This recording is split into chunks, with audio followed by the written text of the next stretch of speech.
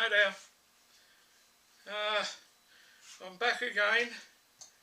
It's Sunday evening, Sunday afternoon, and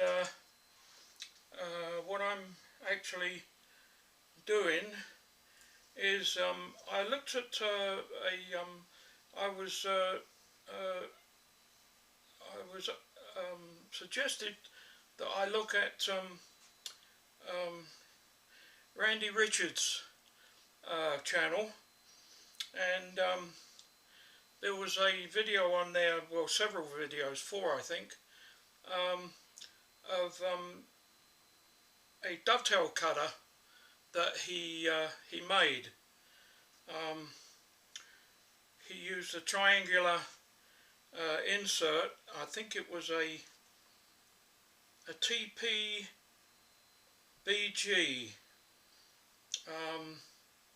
321 insert, and he made a really nice job of it. And in working on this cross slide for the lime shaper, I have to put 2 dovetails each side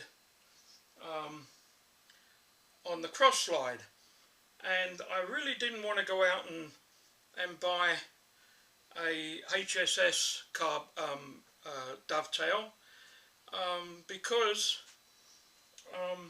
I don't think it would stand up to doing 6 dovetails. I have 6 dovetails to machine on this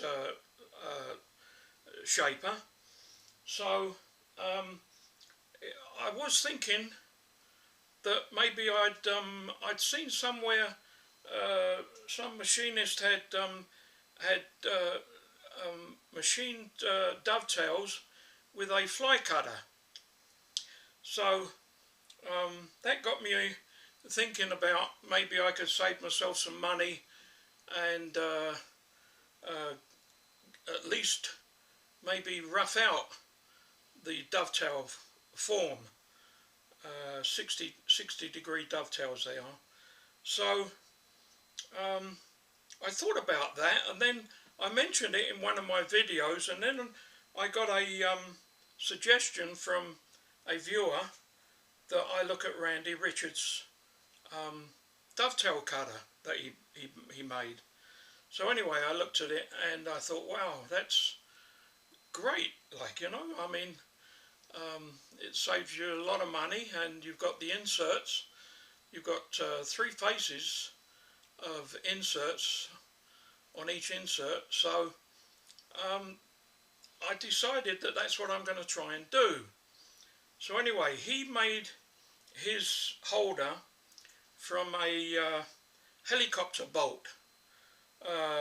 He said they cost around about $100 each bolt, and there's so many of these bolts on the rotor, and once they take the bolts off, they can't put them back on, so they just throw them in a bin, I guess. So anyway, he had several of these, and he made his from that material, which was pretty tough, high tensile, I'm sure. Of course, he's got a pretty big lathe, and he's got carbide inserts, and of course he was taking 20 thou cuts on this bolt, one end in the chuck and the other end on the sender. And although it was doing it, I don't know whether he could have taken a bigger cut, but he was certainly only taking 20 thou. So maybe he could take more, I don't know. Anyway,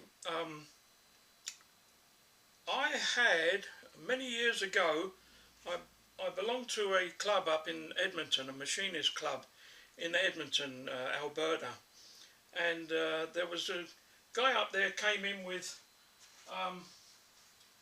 a whole pile of these. Now these are, I imagine, are wheel shafts, axle shafts of some kind, and boy oh boy, they are tough, you know. So anyway, I cut a chunk off, 4-inch chunk, and this is what I have here. Now, I don't, as I've said before, I don't use carbide a lot. I only have maybe several.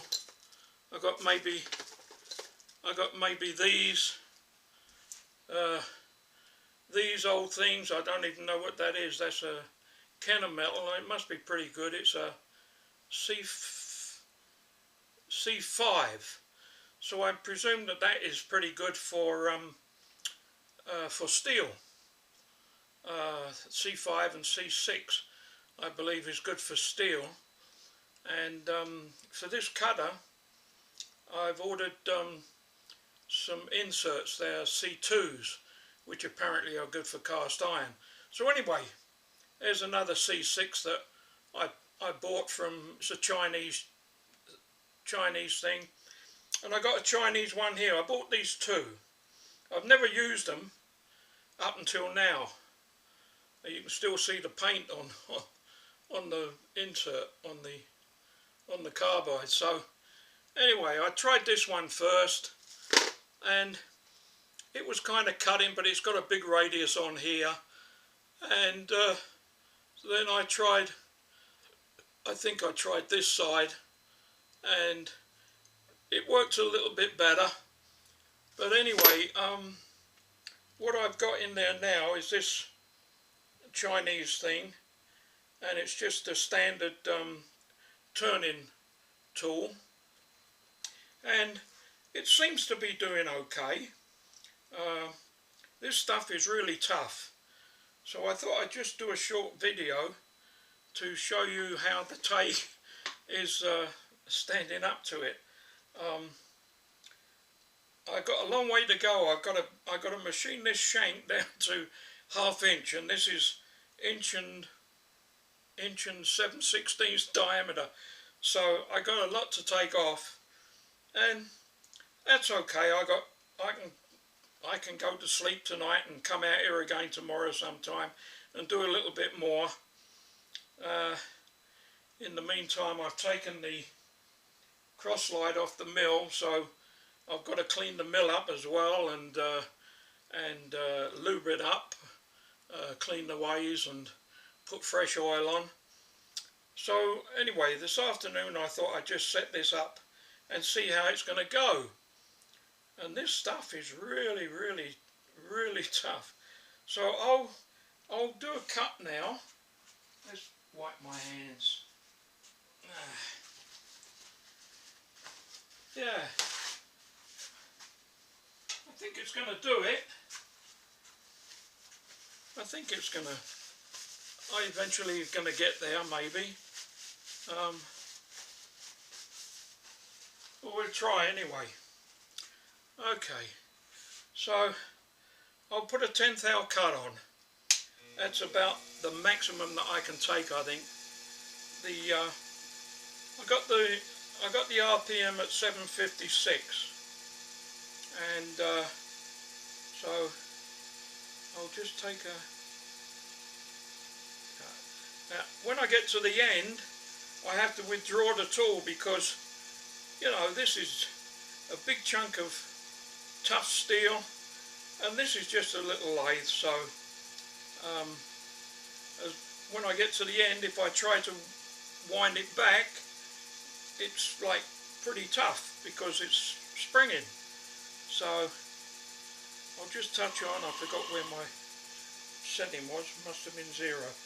Okay, this is taking 1/10 thou, 2, 4, 6, 8, 10, 1/10 thou off the diameter.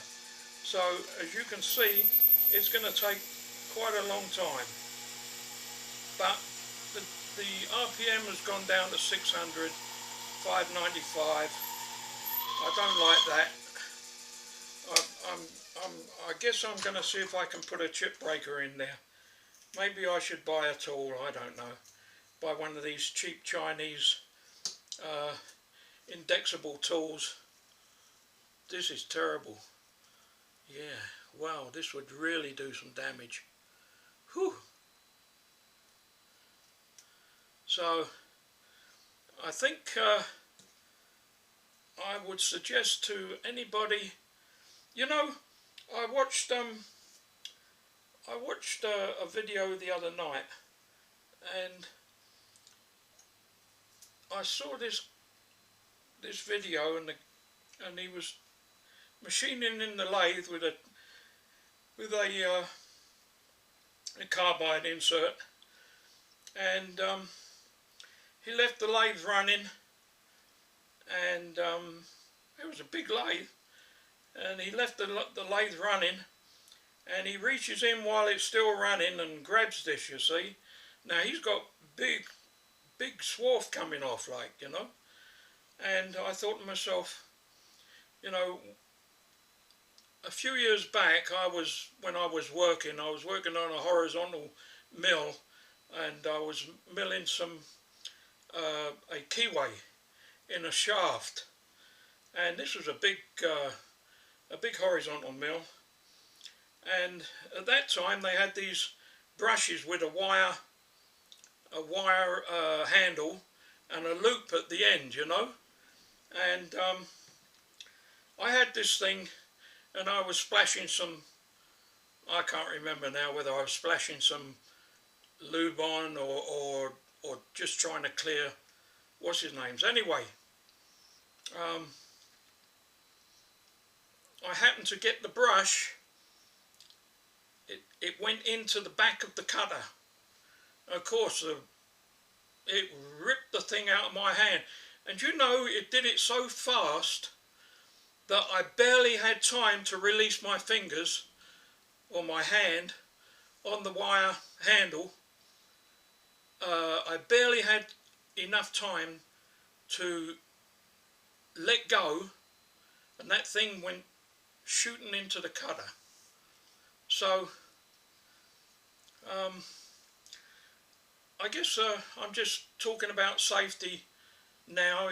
You're on your own, you're in the shop on your own, you're machining, and there's all this stuff is whizzing around, and or it's not whizzing around, but the chuck is still turning, the job is still turning, and you reach in there with your pliers, and that's good, you know. I mean, that's a safety feature. But the thing is that if that swarf ever got caught up in that chuck and started to zoop into the chuck, you see how long they are, you know, it could happen.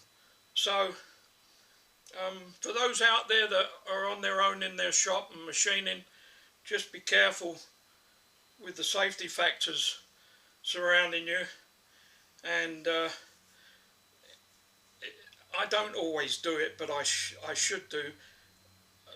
I think it's best to switch off so that nothing's moving, and then clear the swarf out. It's so dangerous. That's like a razor blade, that stuff. Oh, that would make a terrible mess. So anyway, I'll take a cut.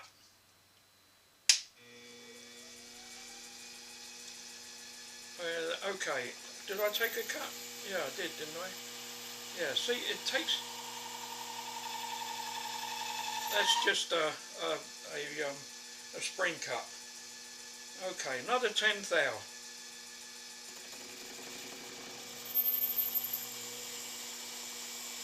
Now, bearing in mind I've got the new pulley system, I don't think you'd be able to do this if you had the little narrow belt and the small pulleys. Again, like I've mentioned in my other videos,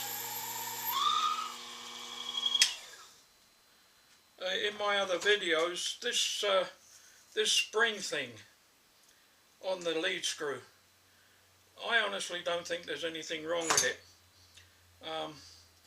I personally think you're wasting your time putting one of these universal joints on there, because it's not going to help you. Not really. It's not really going to help if you if that's on there and you still grip the piece, then it's gonna, the lathe is gonna stall. So what I'm doing here is I'm controlling the feed to a certain extent by allowing this handle to just creep in my hand, and I'm cutting. There's no jerking. I got the spring. Everybody says, oh, it jerks. Well, yeah, of course it jerks, because you're grabbing hold of the handle and it can't cope with the cut. So,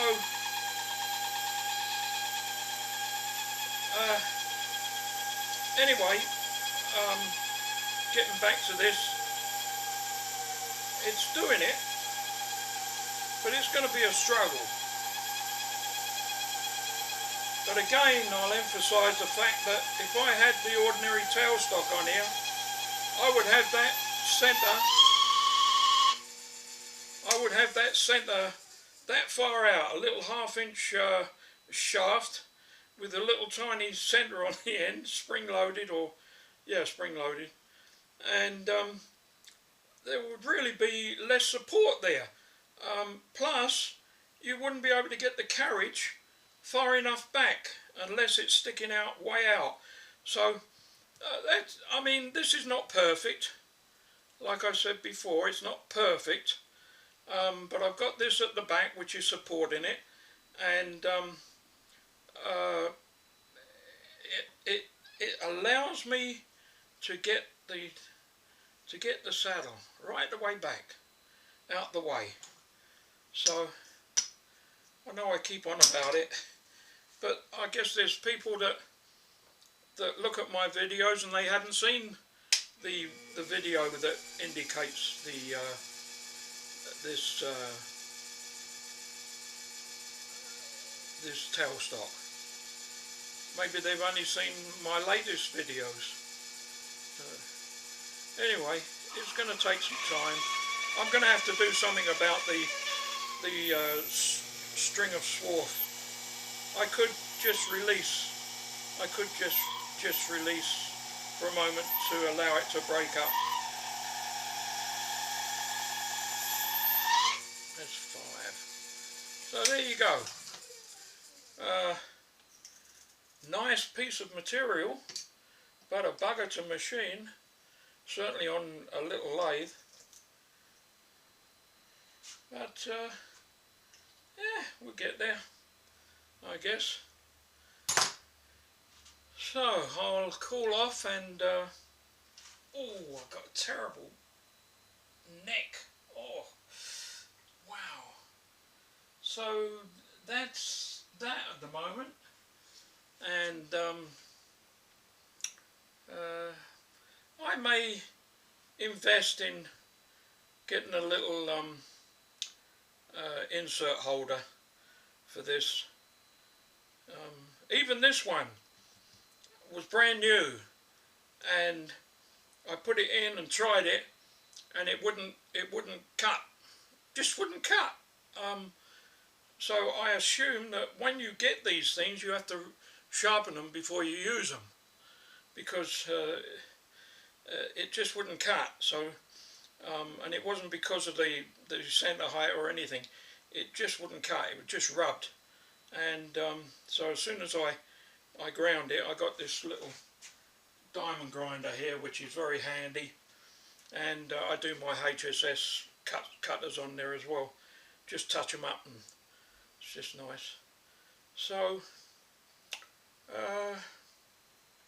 yeah, I have to turn the shaft down to 1/2 inch diameter, because I only have 1/2 inch collets for my George Thomas's dividing head. So I have to use a 1/2 inch. Now he had his shank was 5/8.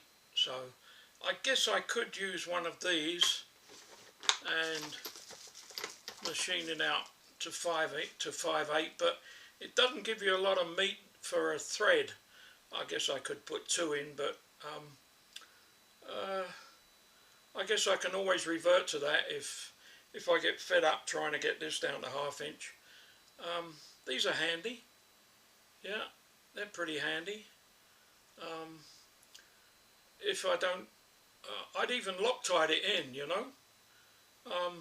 If I could make a 5/8, I guess, and could fit in here, and just put a few grooves in the shaft for, you know, a couple of thou, few little grooves, and Loctite, and I could Loctite it in there.